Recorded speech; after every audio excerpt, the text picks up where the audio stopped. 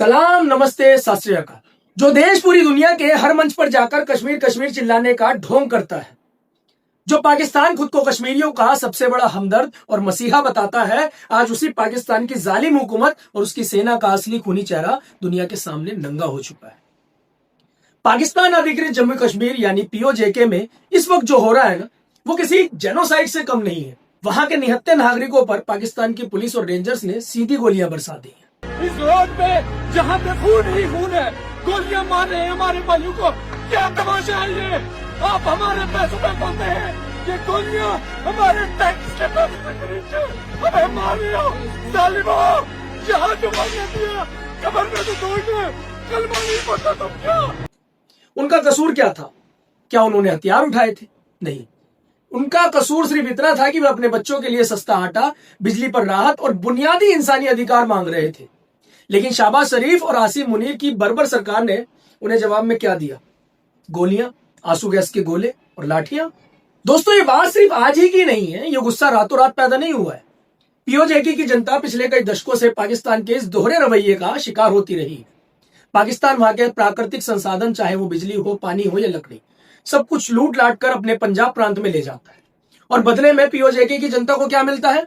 आसमान छूती हुई महंगाई, 100 रुपए किलो आटा और बिजली के बिल, जो एक आम इंसान की पूरी कमाई को निगल जाए। जब सरकार ने कोई सुनवाई नहीं की तो वहां के व्यापारियों, वकीलों, डॉक्टरों, छात्रों और आम नागरिक ने मिलकर एक साझा मंच बनाया, जम्मू कश्मीर ज्वाइंट अवामी एक्शन कमेटी, JKJAAC। इनका आंदोलन पूरी तरह से अहिंसक और नागरिक की हक बात करने वाला था।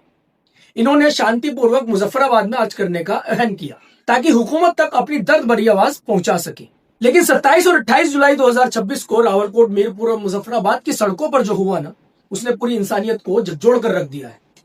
अपनी नाकामी से बौखलाई पाकिस्तान की केंद्र सरकार ने स्थानीय पुलिस पर भरोसा न करते हुए बाहर यानी पंजाब प्रांत से दंगारोधी पुलिस और पैरामिलिट्री रेंजर्स की कई बटालियन वहां पर भेज दी। सड़कों पर हो रही शांतिपूर्वक प्रदर्शन पर नागरिकों पर इन बंदूक वाले दरिंदों ने सीधी गोलियां चलाई। दोस्तों, हालात बहुत ज़्यादा ख़राब हो चुके हैं। रावलाकोट में लाशें ही लाशें हैं, ज़ख्मी ही ज़ख्मी हैं।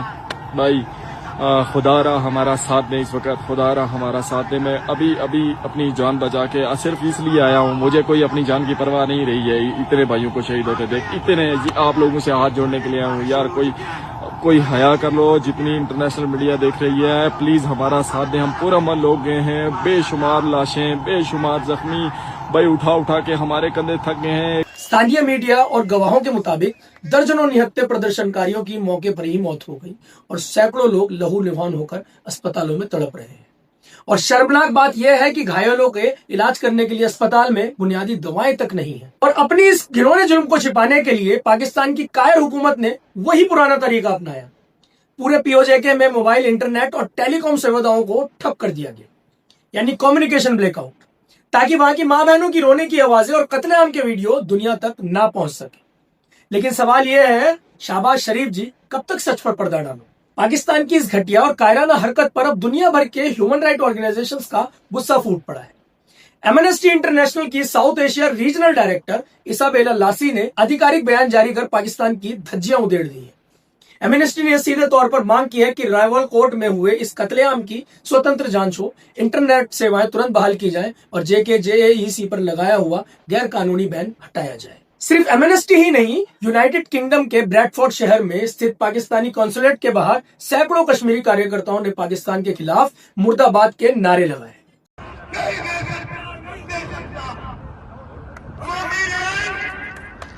पाकिस्तान के जुल्म के खिलाफ हमारी लड़ाई हुकूक की लड़ाई है। हम जालिमों के खिलाफ है और ये लड़ाई हमारी जब तक हम जिंदा है वो जारी रहेगी। ये हमने फैसला कर लिया, अब पीछे नहीं हटेंगे। तुम अपनी गोलियां। इसके अलावा संयुक्त राष्ट्र यानी यूएन के मानवाधिकार प्रमुख वॉरकर तुर्क ने भी पीओजेके में हो रहे इन मौतों पर गहरी चिंता जताई है। भारत सरकार ने भी इस पूरे मुद्दे पर पाकिस्तान को उसका असली आईना दिखा दिया है।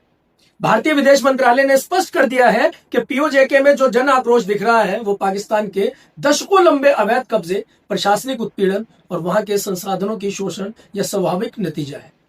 दुनिया देख रही है कि आतंकवाद का गढ़ पाकिस्तान अपने ही कब्जे वाले लोगों के साथ कैसा जानवरों जैसा बर्ताव कर रहा है। अब जरा पाकिस्तान के दोहरे रवैये की इंतहा देखिए। जून 2026 में जब आम जनता ने अपने हक के लिए आवाज उठाई थी तो पाकिस्तान के गृह मंत्रालय ने एंटी टेररिज्म एक्ट यानी आतंकवाद विरोधी कानून के तहत इस नागरिक संगठन JKJAEC को प्रतिबंधित कर दिया।